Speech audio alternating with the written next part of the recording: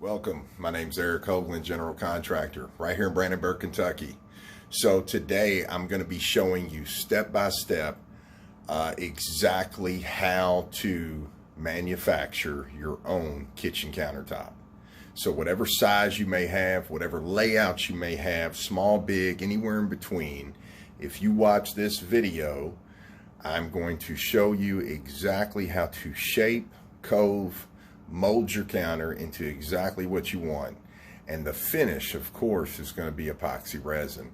So really cool how-to video. A lot of videos out here on YouTube and Facebook and things, they skip a lot of things, they speed it up, and so I want to slow everything down. There's a lot of people out here that are just getting into epoxy.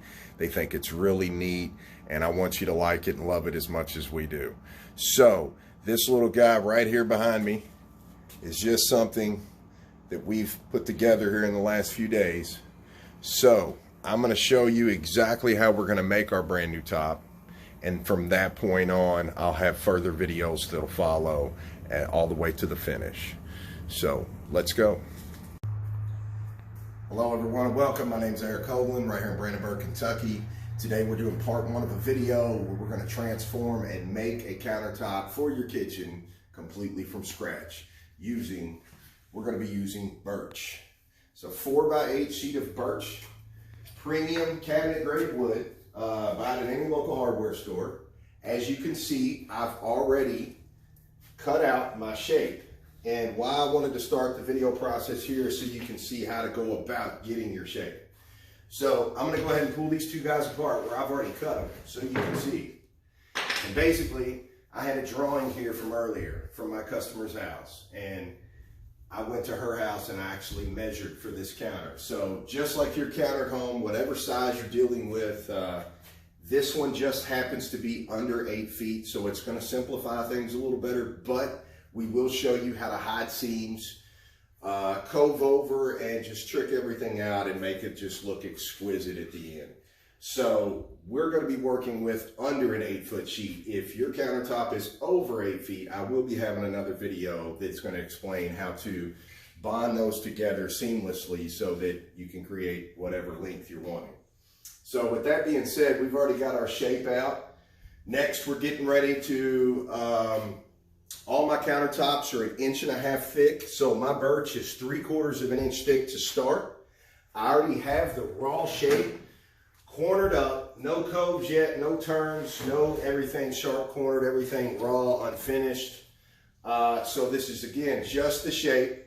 We're going to take another sheet, we're going to put it directly underneath this guide, we're going to trace out this exact shape again, then we're going to get started on the corners and everything else. So as you can see, our first sheet was already cut out. We cut it out, we moved it, we brought our new sheet in. So now I'm going to simplify everything. I have taken my first sheet, and all I care about lining up right now is the factory edge on this side and the back side. This sheet is actually a couple inches lower down at this end. It is not the full ride of the sheet. So this is smooth and pretty predominantly straight. So is the back. I've got it all clamped together. And now I'm going to trace this guy right out.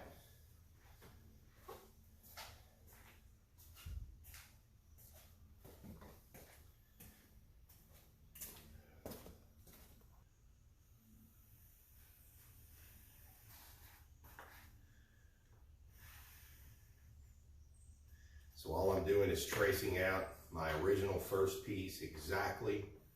That's why it really didn't matter too much.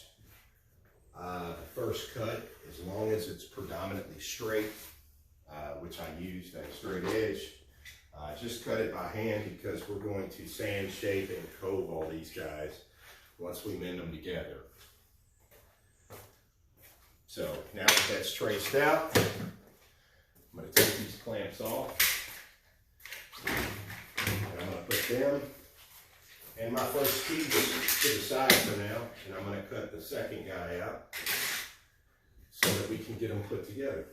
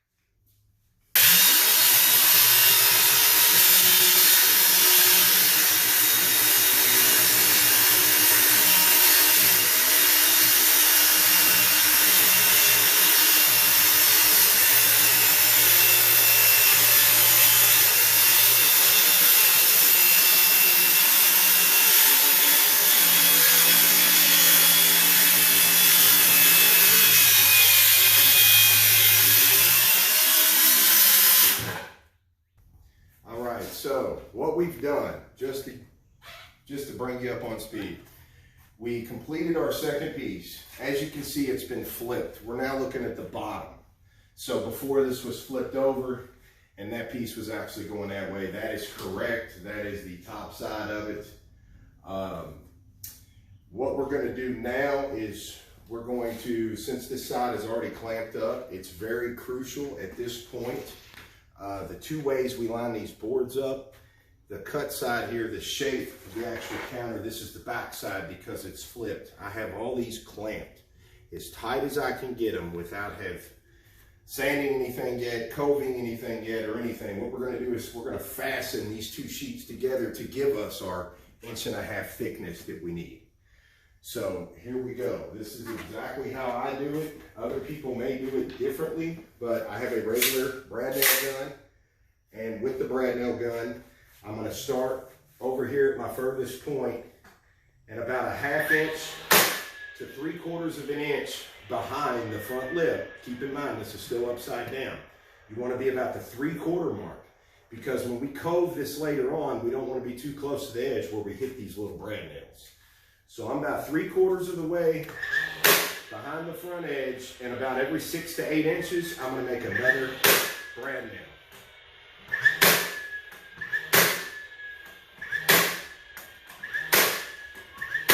This is just going to give us something to hold to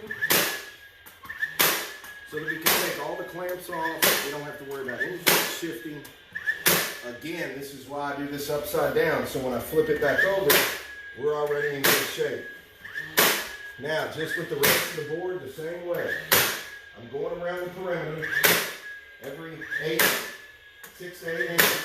I'm popping it up about 3/4 inch off the perimeter.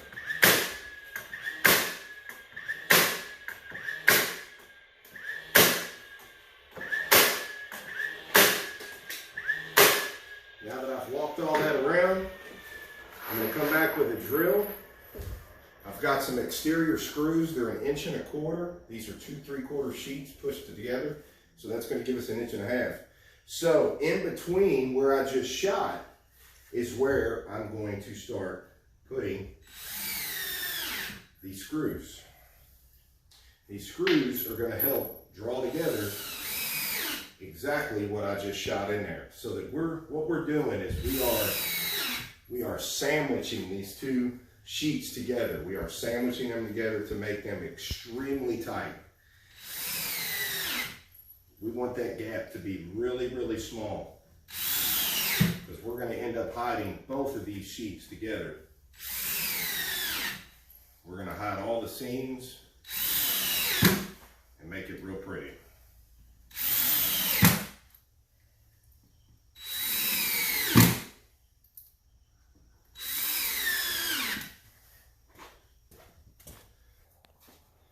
Okay, so as you can see, everything is still upside down, and what I've done is where I shot originally all the brad nails about 3/4 inch away from the perimeter all the way around.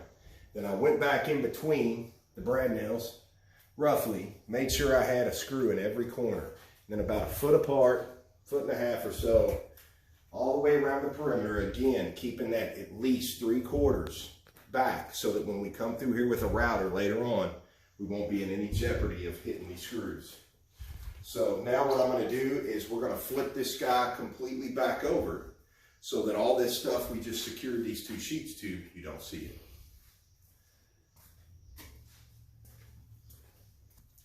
Okay, so as you can see, we've already flipped the top over. Now it's starting to take shape. We've actually got the shape of our countertop. This is exactly how it's going to be. So the goal from the previous steps, when you put these two guys together, the reason I don't start out with 2 sheets and put both full sheets together and cut this out at one time is because it's so thick, it creates your jigsaw blade to bend about halfway through, and you don't even cut as near as close as you need to put these guys together later. So that's why I cut them out separately. Again, cut the first shape out, take it off, put your full sheet on, and then set that shape right on top and trace out exactly what you freehanded before. That way, When you go to put these two guys together, this is the front. When we had it flipped, I knew that the back side, of course, was the front at that point. So I pulled my two fronts together pretty tightly. They're not perfect, but they're close enough. Now I'm going to take a stage of sanding pads. I just have a regular Orbit sander, and the first pad I've got on here is an 80 grit. So I'm going to take this 80 grit pad and I'm going to rough up the face of this, and I'm going to try to get these a little closer as far as being even with each other. There's just a small little bitty 16th gap of a lip, maybe not even that. I'm going to get that down to where both of these edges are completely pretty smooth. So again, I'm going to start with an 80 grit, and I'm going to get these guys pretty even. Then I'm going to move up to a 150, and I'm going to hit this surface again. It's really going to smooth this and make it real pretty. Then I'm going to go to a 220. So once I hit it with the 220, it's really going to smooth this guy out, make it completely straight. Then we're going to start putting in our curves, our coves, and all that pretty stuff to make it actually elegant. So here we go.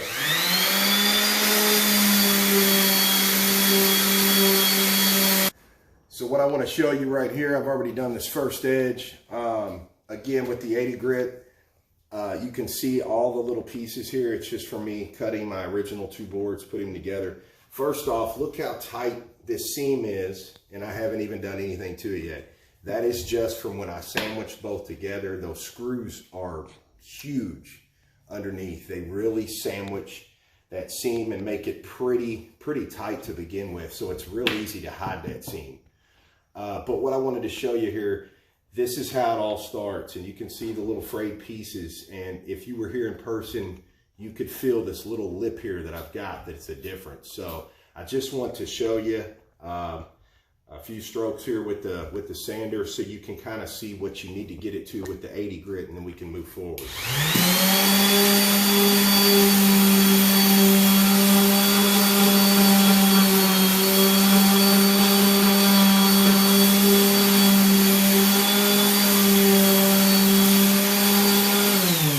The whole goal and what you really want to do, again, just that little bit, clean him right up. So I'm going to take it just a little bit further. I just want to tighten up this seam so when I rub up and down, I really don't feel it, and then we'll move on.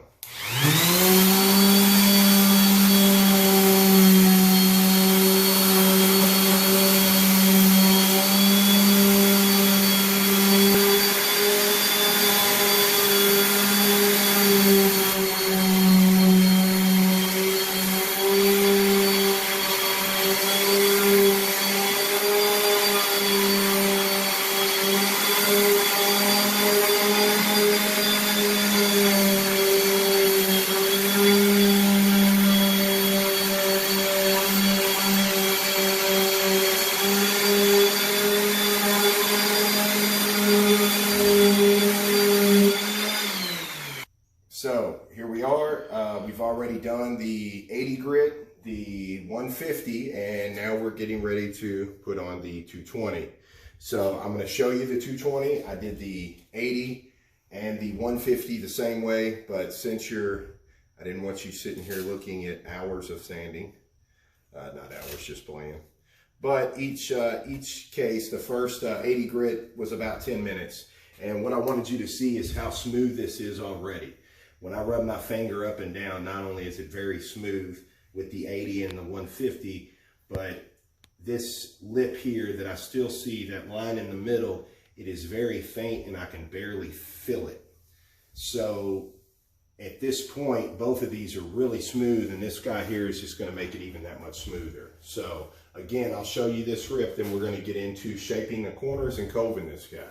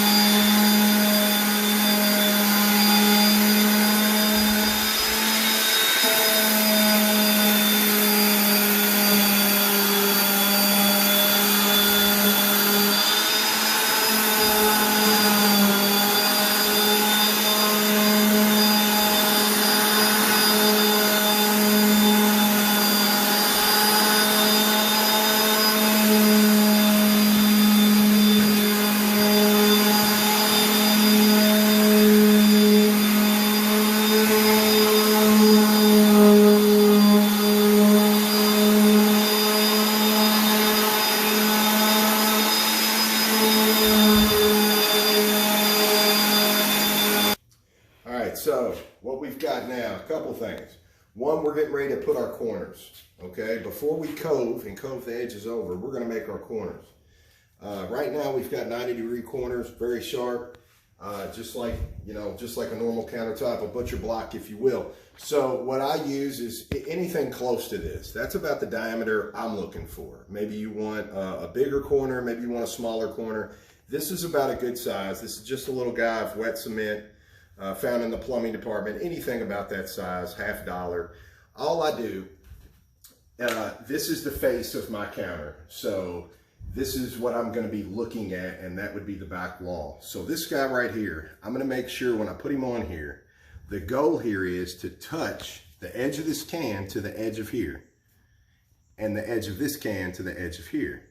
That is going to give you the perfect half moon when you take your pencil and do like that. So there is your corner. Now, let me back up here just a second. The whole reason I went to all the trouble of cutting and 3-step sanding this down to a smooth finish, even though I'm getting ready to stick a router machine on here and route right through what I just did, it's because my free hand, I don't have the big high-tech machines that a lot of these major companies have and stuff like that. So I'm just like you. I'm a little guy with just some little hand tools, and I'm making the best with what I have. So if you're anything like me, this is the way to go. Don't skip that step. Don't look at it as well. You're sanding all this just to route right over it. The point is, you're never going to be 100% straight, no matter how good you are with your free hand. So every time you cut one of these guys out, just for the fact that your hand moves and walks a little bit, that's why it's so important to sand this back down to beautifully straight. It's going to allow the router to sit on there beautifully straight and route this guy straight. Last thing at the end, you don't want to see the front of your edge have a wave to it because you routed it before everything was nice and straight and pretty. So that's why I do that. It doesn't make it right. I've got this down to a science, and this is what works for me. So again, back to the corners, draw my little corner there. And since this is what I'm seeing, and this is what's going to be facing me, I don't do the back corner because that's going to sit tight to the back wall. And this guy over here is actually going to sit tight to a back wall. So the only corners I'm worried about are the right one here, this guy, skip this guy, and this guy here. Now, you can do this guy if you want. You can make him a curved inside. It's still going to curve with the router, just not going to be as deep of a curve as these guys. I like the more cleaner, shallower, and I'll show you that when we cove this guy here in just a second. So all you're going to do is finish. Remember, can needs to touch both edges so that you get a perfect half moon with your pencil every time. And they're all even. They're all going to turn out the same. And let me point this out. Earlier, just so you know, this is not perfectly straight. I can see it with my own eyes. I'm not sure if you can see it in the counter or in the video, but where this guy wasn't straight, I wasn't worried about it because I knew that this guy was going to end up getting coved. So what is straight is the counter itself. It's just where it comes to the point that was just a little crooked there. It ain't going to matter because I'm getting ready to cut this right off. So that's why I wasn't worried about it earlier. No harm, no foul. I can just make that disappear. So now that these guys are in play, I'm going to show you, I'm going to cut out the first one, the first couple here, and I'm going to show you how this is done. So you just want to cut them all out the same way. Now that they're together, they're secured. Again, it all goes back to those brad nails and those screws. Remember I told you to keep them 3/4 of an inch away from the edge. That's why we're going to cut these guys out, and I know there ain't no screws and brad nails there. So you want a long enough jigsaw blade that's going to reach through this 1.5 inches and cut it all in one piece. It's not going to be perfect. We're going to shape it, make it perfect. Here we go.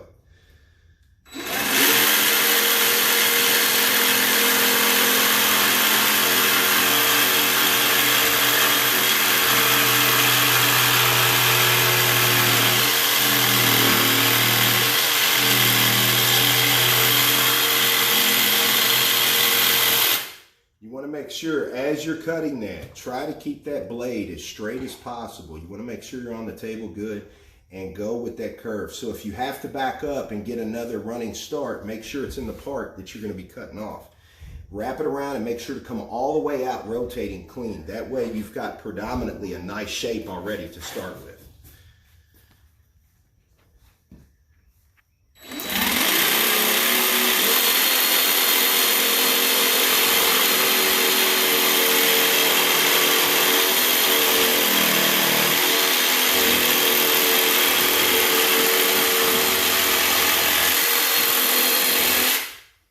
Just like that.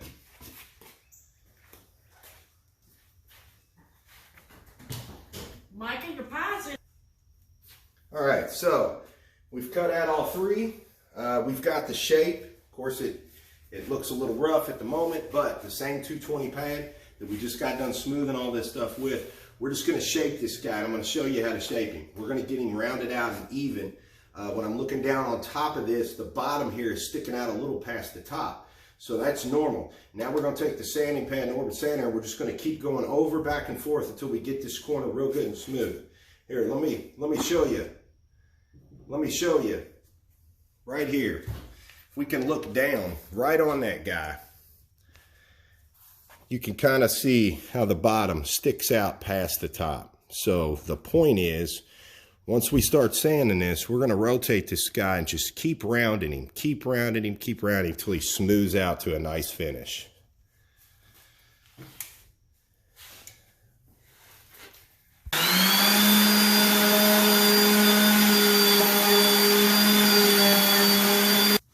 Okay, so we're done with sanding our corners, and they turned out gorgeous, just like I told you they would. So here we are. This is why I take all the steps that I do. Look how pretty this guy is. Look how beautiful that cove is. Let's see if we can get an angle from the top looking down. See, earlier when I showed you, the bottom was sticking way out past the top. Now it's just beautifully curving. So just the same concept, we're going to cove over the top and the bottom. We're going to make it look just like the side, real nice and pretty. So I've got a basic Blue Hawk router. It's just from Lowe's, nothing fancy, nothing special. Again, I don't have all this high-tech equipment that all these major companies have. So now that we have the curves, looking at the counter now, this is awesome. So my far end down here is going to cove. It's going to curve. This little guy here, we left him at a 90 on purpose because when my router hits right in here, it's going to make a small guy turn instead of a big turn. I didn't run a really big turn in here. I just wanted a small little turn. So that's why I left him at a 45, and the router's going to help finish that guy out and make him look pretty. So when dealing with a router, most of you I'm sure do know. If you don't know, in my case, my project, the way it's sitting, I don't want to have to pull the router back to me. So I'm going to start over here on this corner. I'm going to get this corner, and I'm just going to walk this guy all the way around, not even dealing with the back edge. We're going to leave that straight just like it is. Here we go.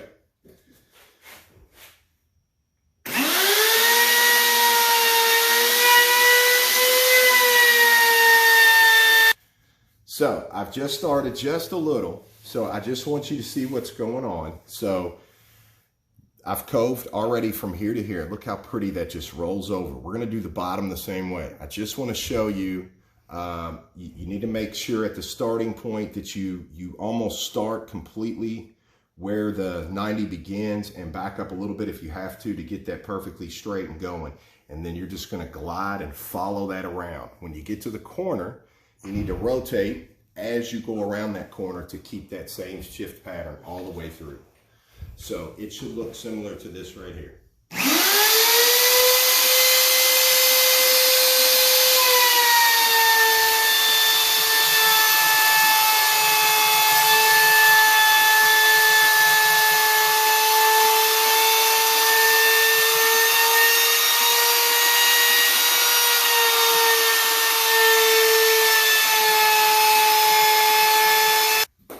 Okay, we just finished the top side. I've already flipped this over. So now it's facing the opposite way again. And again, I can't stress enough, earlier in the process, all the screws that we put in there just made this so together strong. We've already coved the top side. It's upside down. So now we're getting ready to cove the bottom. And then I'm going to show you what we're going to do to the edges after that. Here we go.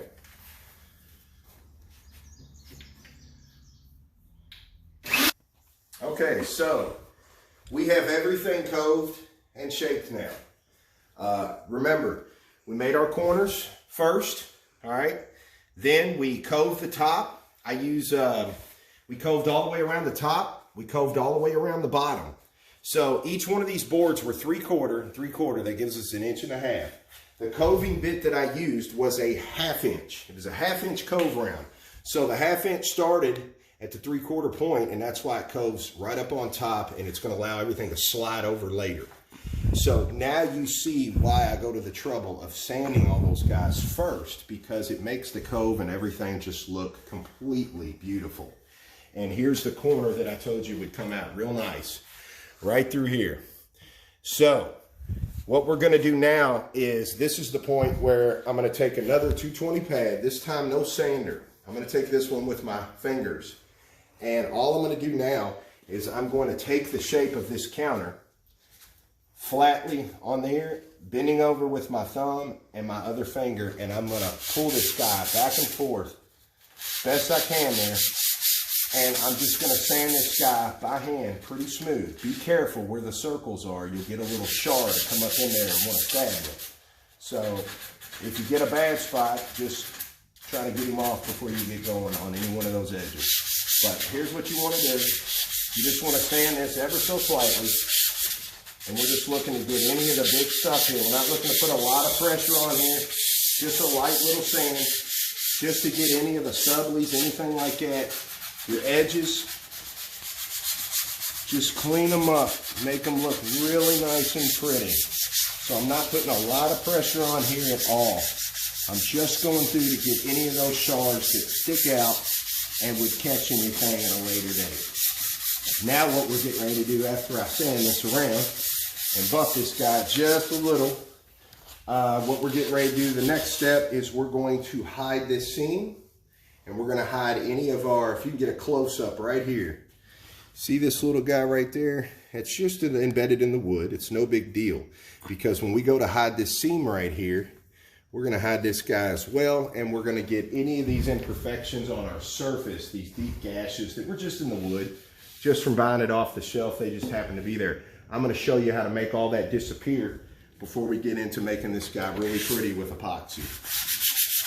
So far, again, just back and forth, just to get this guy really nice and slicked up and smooth.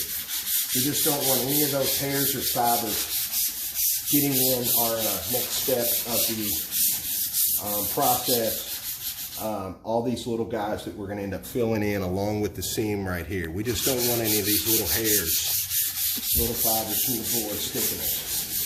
So that's all I'm doing, just to get this guy off. Minimal to no effort, just to clean him up from the router, basically.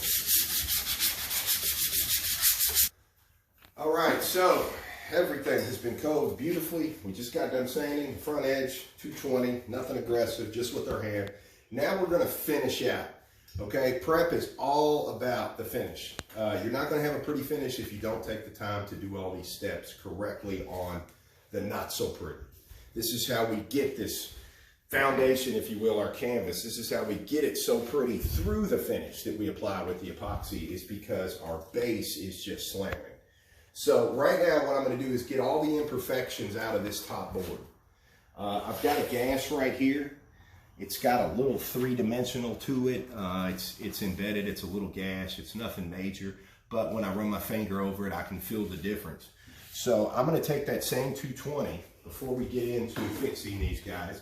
I'm going to take this same 220 and I'm just going to glide over the top of this to get anything like this, you know, get it smooth and get it ready for what we're getting ready to do.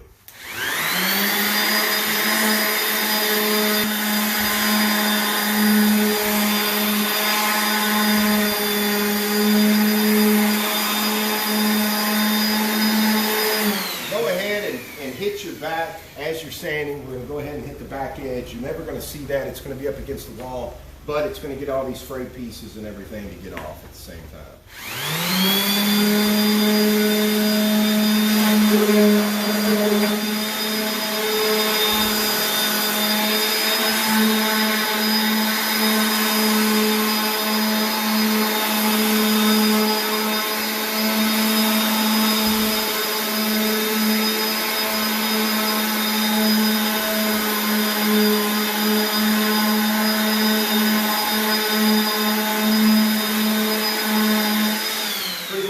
simple. That's all I wanted to do, is just to get a nice little smooth finish on top, nothing elaborate. So this is the part that is very crucial. Most people skip this step. A lot of people don't even know about this step, but it is literally this simple. In order to hide all these little things that are gonna sneak up on us later and cause us problems, there's one guy right here. So this little guy right here, it's common in wood. They're just around here and there, little holes like that, little dips and doos. And again, the main seam line in this counter, even though this guy is so tiny, you can still see him. So he has the separation, because it's wood, it has an air pocket and gases. So we don't want any gases or any air leaking out this guy whenever we go to resin later. It's going to cause problems. So here's how we're going to fix that. We're going to take a putty knife. We're going to take regular green lid mud. You can get it at any hardware store. And we are going to apply some mud work right here on our surface, just like you would do drywall finishing, just like sanding and all that. I bet a lot of people right now are going, oh yeah, I never thought of that. Well, it's literally that simple. We have a gash right here. And the only way to make this gash go away and make it look like the rest of it when we go to put our stuff over it is to get rid of it. So just a little bit right there. Just put a little bit on there and swipe him clean. It's that simple. He's flat, he's flush, and there is no drywall film around it. It just filled in that gap ever so perfect. So we're going to take the same little thing. You just need a little bit there on your corner, nothing major. Just a little bit like that, and we're going to walk around our edge.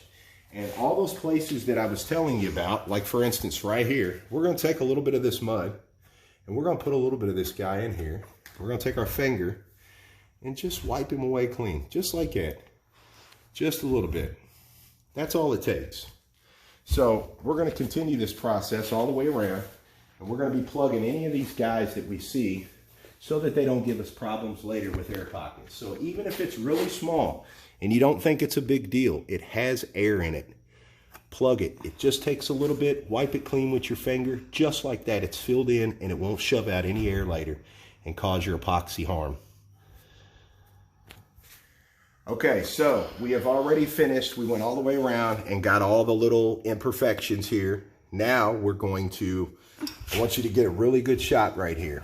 We can see that this seam is open. It's barely open when it gets, here's a pretty good sized little gap. This is where the two sheets were pulled together with the screws and the brad nails, and that's as tight as we got it. So we're gonna make that better, because right now we're getting air and we're getting gases and stuff to come out of this wood that's gonna hurt our resin. So all you wanna do, again, just take a little bit and you wanna kind of put it in there, and all you're trying to do is push it in the center of that seam. We don't care about the rest of the cove and the rest of the curve. We just want to get it right in the middle of that seam, and we want to scrape that guy clean, just like that. Just like that. Look at that. Now you can take your thumb, just like I did with the small guys, and you can wipe those clean, and just like that, that seam is filled in beautifully. So we're going to take a little more mud. Always keep a little bit right here. Just wipe that guy, just like that, to keep him right there on the corner. Start over a little bit and just smooth him. All you're doing is pushing and scraping kind of at the same time. I'm pushing him in there, and then I'm scraping to get him to shove in there and stay put. Any of the excess, just kind of try to go with the groove, but because it's coved, it's a little harder for the flat putty knife to take it off. So that's why I kind of use my finger, just to make it smooth out to where I just don't have a bunch to sand off here later on.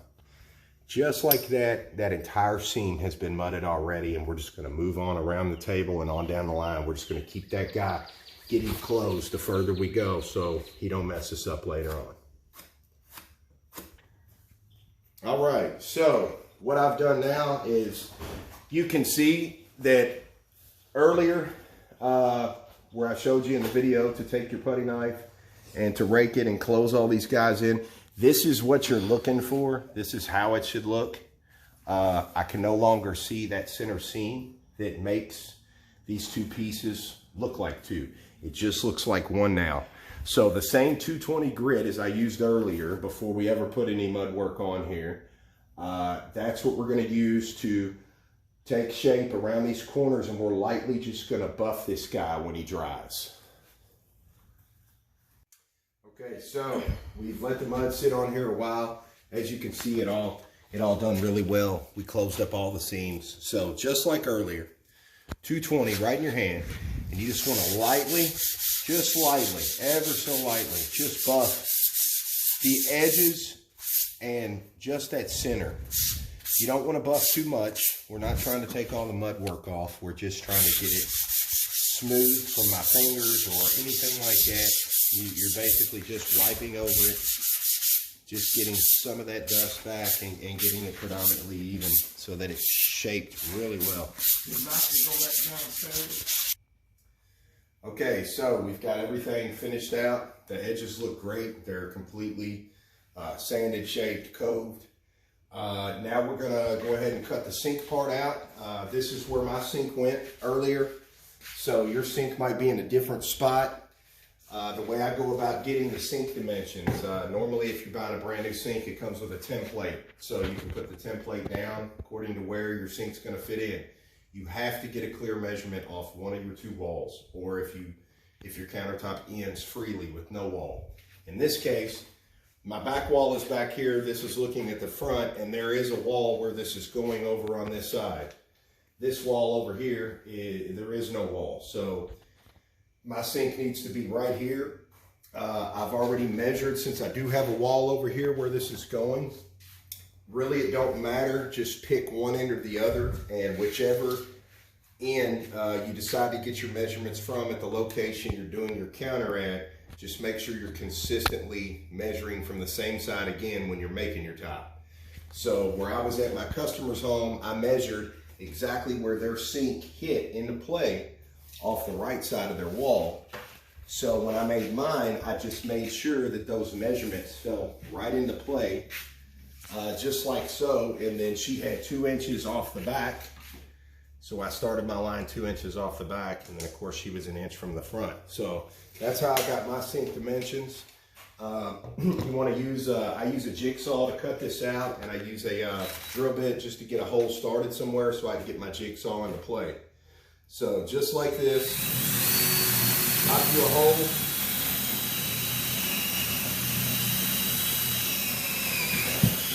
All the way through, just to give your jigsaw blade to get in, enough space to get in. And then you're going to start cutting out on this line, and you're going to cut this right out.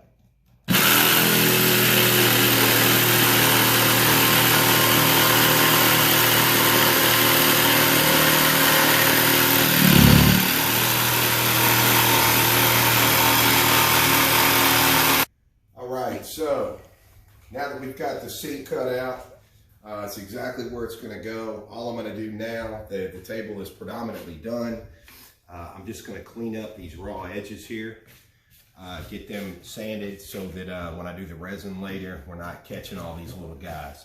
So we're not really shaping the sink because this is an over mount sink. So the sink will just pop in later and shoot over here on the edges. We're just going to clean the edges up so when I resin later, we won't be running into these little hairs and fibers.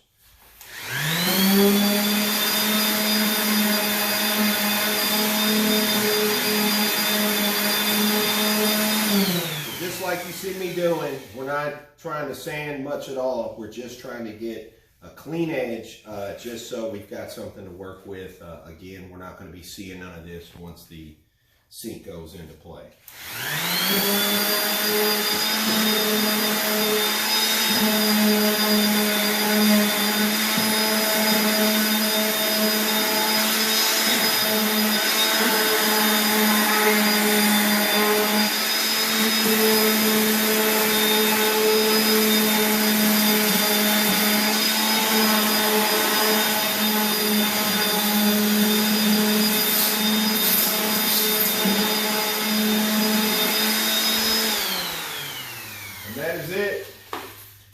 So we've got our entire counter made. It's been shaped, it's been coved, it's been sanded, the sink's cut out, and I mean, it is just a beautiful piece to work with.